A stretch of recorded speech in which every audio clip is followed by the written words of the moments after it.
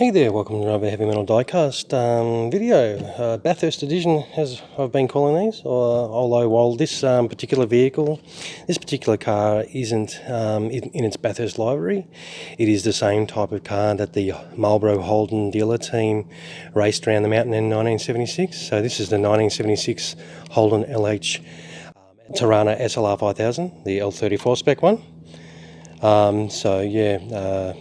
Colin Bond and John Harvey did race around in 1976 in one of these. This particular car is actually in John Harvey's Australian Touring Car Championship livery, the standard sort of livery that he drove throughout that 1976 year, bearing obviously the number 2, but it wore the number 1 in the 1976 Hardy Ferodo 1000, where they actually finished in second place behind the Ron Hodgson Torana, driven by Bob Morris and John Fitzpatrick. So in fact, Torana SLR 5000s made up the first 6 finishing positions, so it was a good year in 1976 for the old Tories. So what I'll do is I'll get stuck into having a look at this bad boy in all its glory, and we'll have a real good look at it. The sun's out, which is good. Duco should really pop, as per usual.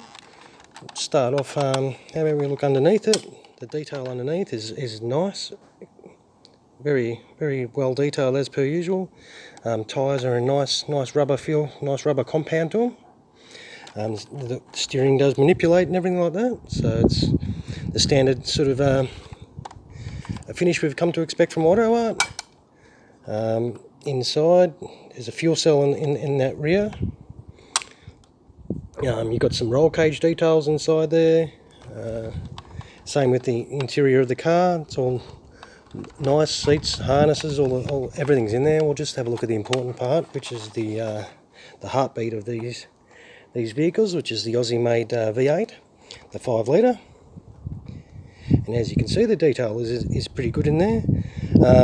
I've noticed with these, the bonnet hinges, the hinging areas aren't as detailed as some prior ones, which had some really nice bonnet hinge detail. These are just a sort of a standard, a die-cast sort of hinge to bonnets, so nothing is accurate or anything to the actual make of the vehicle.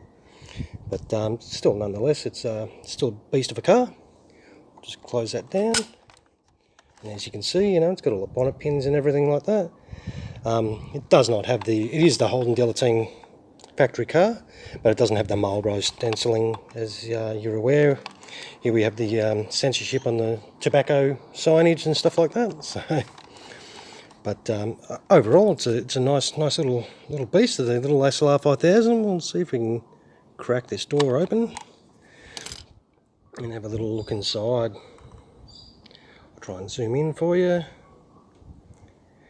and have a little look in there. It's got some nice detail in there. I think it's pretty cool bit of kit. It's definitely a tough looking unit. Who doesn't like a little Tory? So these little SLR 5000s are a beast. Quite a sought after car nowadays in real life. And even these models, obviously you can't get these models that easy, so to find one of these you have to sort of troll the second-hand market and everything like that to sort of try and source one out if you're chasing one for your collection. And some of these models do become quite expensive, depending on the rarity and the driver. So what I'll do is I'll keep it short and sweet, and we'll just put this bad boy down here. And what I'll do, as per usual, I will take some stills of this beast, and I'll chuck them up at the conclusion of this video, and check them out without my sausage fingers being in the way. So look, if you found this helpful or entertaining in any way, give us a little bit of a thumbs up if you can spare that little click, and even subscribe to the channel if you want to keep up to date to more diecast stuff that I'll be chucking up. And I will continue this little Bathurst sort of run, and obviously me being a Holden man, so it's primarily going to be Holdens. So sorry for the 4 diecast fans out there. But so for my Australian viewers, you know what these are all about. So yeah, I'll leave it at that. So yeah, thanks once again for checking out the video, and you guys have a great rest of your day. Alright, cheers.